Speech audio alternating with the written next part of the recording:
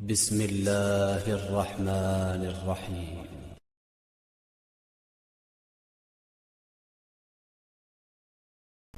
سورہ الفاتر آیت نمبر 2۔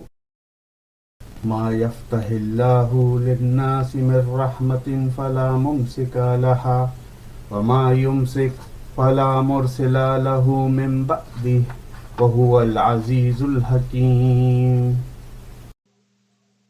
اللہ تعالی جو رحمت لوگوں کے لیے کھول دے سو اس کا کوئی بند کرنے والا نہیں، اور جس کو وہ بند کر دے سو اس کے بعد اس کا کوئی جاری کرنے والا نہیں، اور وہی غالب حکمت والا ہے۔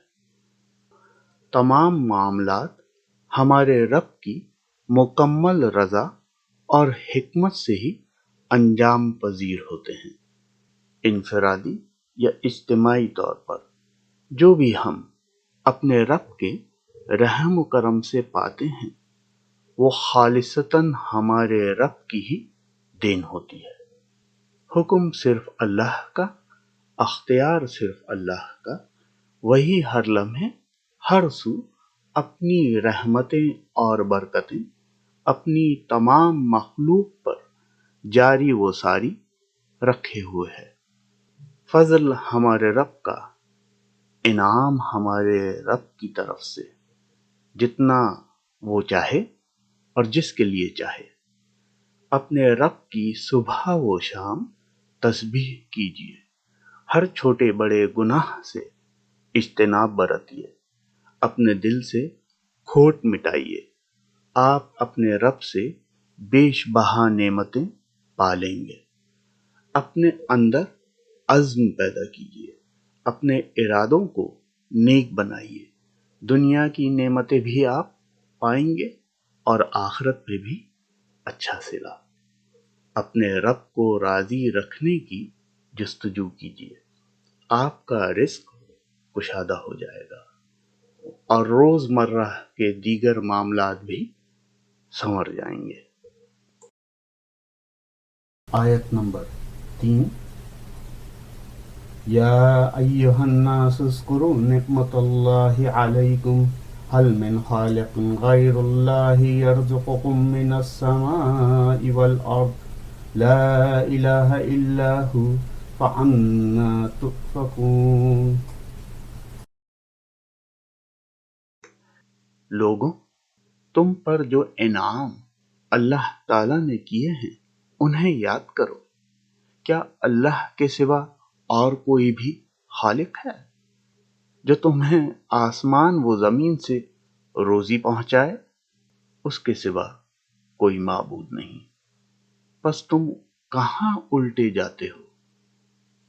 جب بھی آپ اللہ کا ذکر کریں، حمد کریں، تسبیح کریں، عبادت کریں، دعا کریں یا التجا کریں تو کبھی بھی اپنے رب کے نام کے ساتھ دوسرے ناموں کو مت پکاریے۔ ایسا نہ ہو کہ آپ اپنی کم علمی اور نادانی میں اپنے معاملات خود بگاڑ لیں۔ صرف اور صرف اپنے رب کو ہی مدد کے لیے پکاریے، خالصتاً اپنے رب کی ہی عبادت کیجیے۔ اپنے ہر جائز اور اچھے عمل کو اپنے رب کے لیے ہی انجام دیجیے تاکہ آپ اپنے رب کے فضل کے حقدار ٹھہریں۔ آیت نمبر 5 اور 6۔ یا ایہا الناس ان وعد اللہ حق فلا تغرنکم الحیاۃ الدنیا ولا یغرنکم باللہ الغرور ان الشیطان لکم عدو فاتخذوہ عدوا انما یدعو حزبہ لیکونوا من اصحاب السعیر۔ لوگوں، اللہ تعالیٰ کا وعدہ سچا ہے، تمہیں زندگانی دنیا دھوکے میں نہ ڈالے اور نہ دھوکے باز شیطان تمہیں غفلت میں ڈالے۔ یاد رکھو، شیطان تمہارا دشمن ہے، تم اسے دشمن جانو، وہ تو اپنے گروہ کو صرف اس لیے ہی بلاتا ہے کہ وہ سب جہنم واصل ہو جائیں۔ دنیا کی زندگی ایک فریب ہے۔ یہ دنیا اس طرح سے سجائی گئی ہے کہ اس میں دو راہیں ہمارے سامنے رکھ دی گئی ہیں، ایک مختصر، آسان اور دل فریب، جبکہ دوسری طویل، کٹھن اور دھندلی۔ جو اپنے خالق کی طرف اپنا رجوع قائم رکھتے ہیں اور تربیت پذیری کے لیے اپنے خالق سے علم اور ہدایت طلب کرنے کے لیے ہر گھڑی، ہر لمحہ کوشاں رہتے ہیں اور مشقت کا راستہ اپنائے رکھتے ہیں، وہ دغاباز شیطان کے حملوں سے اپنے رب کے رحم و کرم سے بچ جاتے ہیں، جبکہ جو سستی کاہلی اور لاپرواہی برتتے ہیں وہ اپنی ہی غفلت کا شکار ہو جاتے ہیں۔ شیطان بھی یہی چاہتا ہے کہ ہم غافل رہیں۔ اپنی زندگی کی قدر کیجیے، تربیت پذیری کی راہ اپنائیے، اپنے رب سے علم اور ہدایت طلب کیجیے۔ آیت نمبر 7۔ الذین کفروا لهم عذاب شدید والذین آمنوا وعملوا الصالحات لهم مغفرۃ واجر کبیر۔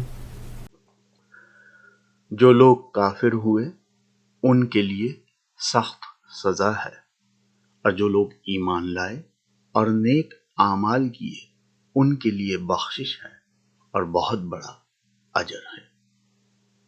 ایمان کے ساتھ عمل صالح شرط ہے، یعنی کوشش آپ نے ہر حال میں کرنی ہے۔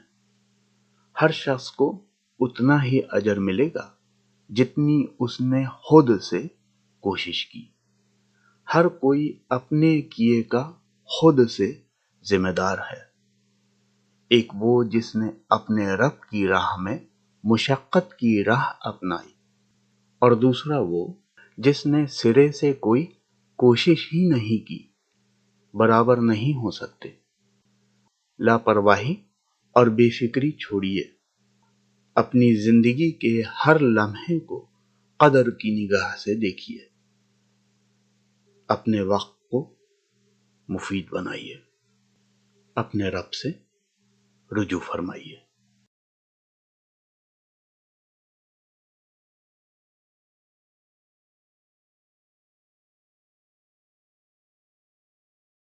سورہ الفاتر، آیت نمبر 10۔ من کان یرید العزت فللہ العزت جمیعا الیہ یصعد الکلم الطیب والعمل الصالح یرفعہ والذین یمکرون السیئات لهم عذاب شدید ومکر اولئک هو یبور۔ جو شخص عزت حاصل کرنا چاہتا ہو تو اللہ تعالی ہی کی ساری عزت ہے۔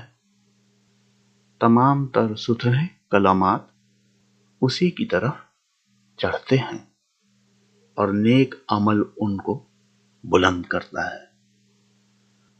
جو لوگ برائیوں کے داؤں گھات میں لگے رہتے ہیں ان کے لیے سخت تر عذاب ہے، اور ان کا یہ مکر برباد ہو جائے گا۔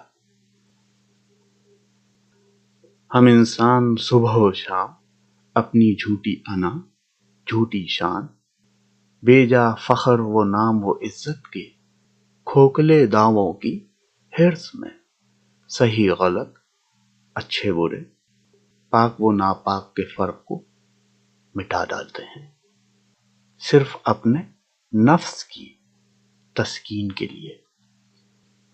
شیخی خورے اللہ تبارک تعالیٰ کو سخت ناپسند ہے۔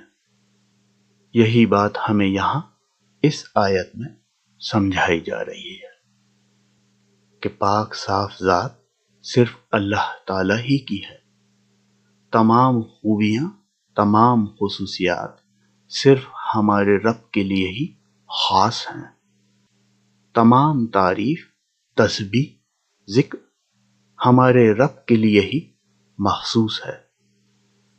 ہمارے لیے صرف یہی حکم ہے کہ ہم اپنے رب پر ایمان لائیں اور اس کے بتائے ہوئے احکامات کے مطابق اپنی زندگی بسر کریں، تقوی کی راہ اپنائیں اور اپنے رب کی راہ میں نیک اعمال کی جستجو کریں۔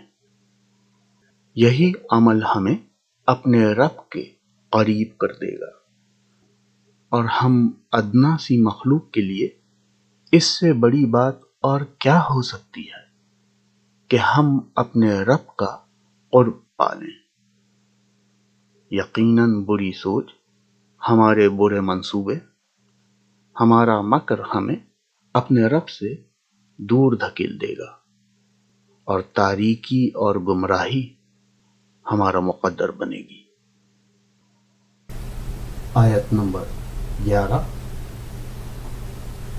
واللہ خلقکم من تراب ثم من نطفة ثم جعلکم ازواجا وما تحمل من انثى ولا تضع الا بعلمه وما يعمر من معمر ولا ينقص من عمره الا في كتاب ان ذلك على الله يسير۔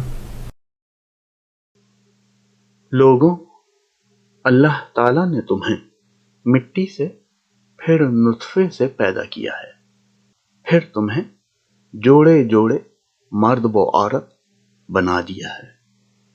عورتوں کا حاملہ ہونا اور بچوں کا پیدا ہونا سب اسی کے علم ہی سے ہے، اور جو بڑی عمر والا عمر دیا جائے اور جس کسی کی عمر گھٹے، وہ سب کتاب میں لکھا ہوا ہے۔ اللہ تعالیٰ پر یہ بات بالکل آسان ہے۔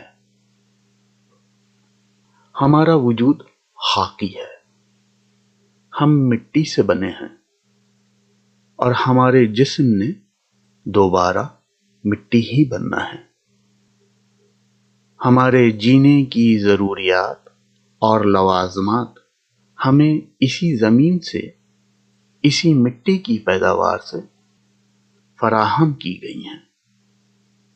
اگر آپ غور کریں تو اللہ تبارک تعالیٰ کی بنائی ہوئی دیگر مخلوقات جو ہمارے ساتھ ہی اس دنیا میں گزر بسر کرتی ہیں، ان کی ضروریات بھی اسی زمین سے، اسی مٹی سے وجود میں لائی گئی ہیں۔ انسان اور حیوان جو غذا اس زمین سے حاصل کرتے ہیں، اس سے ہمارے جسم میں خون بھی بنتا ہے، اور اسی سے نطفے سے ہی ہماری نسل آگے بڑھتی ہے، انسان کی بھی اور حیوان کی بھی۔ یہی جواب ہے پہلی آیت کا، جس میں انسان اپنے آپ کو عزت دار کہلانے پر بضد ہے۔ وہ اپنی پیدائش کی طرف دھیان نہیں دیتا۔ اپنے آپ کو بڑا سمجھنے سے پہلے ذرا غور کیجئے کہ ہماری ابتدا کہاں سے ہوئی، ہمیں کس بات نے دھوکے میں ڈال رکھا ہے۔ نہ ہمارا دھیان اس بات کی طرف ہے کہ ہم کس طرح وجود میں آئے، اور نہ ہمیں اس بات کی فکر ہے کہ ہم آخر جائیں گے کہاں۔ ہم مٹی سے وجود میں آئے ہیں، مٹی سے ہی اپنی خوراک پاتے ہیں، اور ایک دن اسی مٹی کی خوراک ہم بنیں گے۔ تو فخر کیسا، غرور کیسا، کیسی شان، کیسا رتبہ، کیسا روب، کیسا دبدبہ، کیسی زمین، کیسی ثقافت، کیسی زبان، کیسا مکان، کیسا لباس، کیسے اوصاف، کیسی انا، کیسی طمع، مٹی ہمیں کھا جائے گی، ہم حشرات الارض کی غذا بنیں گے، تنگی ہوگی، تاریکی ہوگی، ننگے دنیا میں آئے ہیں، ایک چادر میں واپس جائیں گے۔ کیا واقعی ہمارے اندر کوئی ایسی بات ہے کہ ہم خود کو عزت دار سمجھیں؟ صرف اور صرف ہمارا رب ہی اس لائق ہے۔ حمد ہمارے رب کی، تسبیح ہمارے رب کی، ذکر ہمارے رب کا، عبادات ہمارے رب کی۔ جتنی جلدی ہو سکے اس بات کو سمجھ لیجئے۔ سبحان اللہ و بحمدہ، سبحان اللہ العظیم۔